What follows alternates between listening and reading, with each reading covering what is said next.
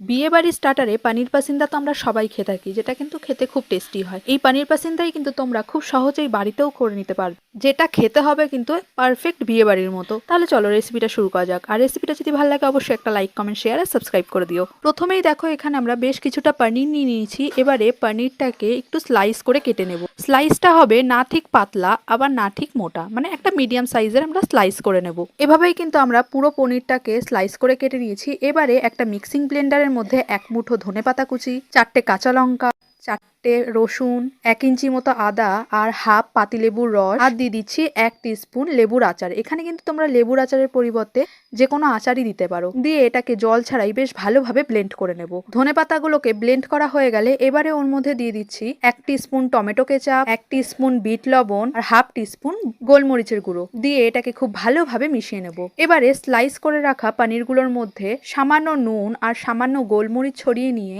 পনিরের সঙ্গে বেশ ভালোভাবে মেখে নেব।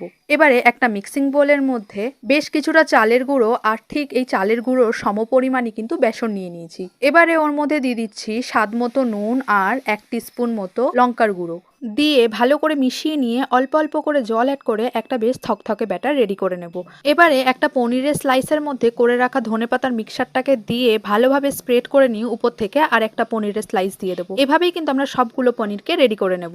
এবারে করে রাখা ব্যাটারের মধ্যে পনিরগুলোকে দিয়ে বেশ ভালোভাবে কোট করে নিয়ে হালকা গরম তেলে দিয়ে এপিট ওপিট লাল করে ভেজে নিলেই কিন্তু আমাদের পনির পাসিন্দা একদম রেডি। বিয়ে বাড়িতে পনির পাসিন্দা যেরকম টেস্ট হয় ঘরেও কিন্তু ঠিক সেই রকমের টেস্ট হবে যদি তোমরা একবার এইভাবে বানিয়ে খাও। তোমাদেরকে একটু ভিতরটাও দেখিয়ে দিচ্ছি, দেখো কতটা ক্রিস্পি হয়েছে আর ভিতরটা কিন্তু পনিরে ঠাসা।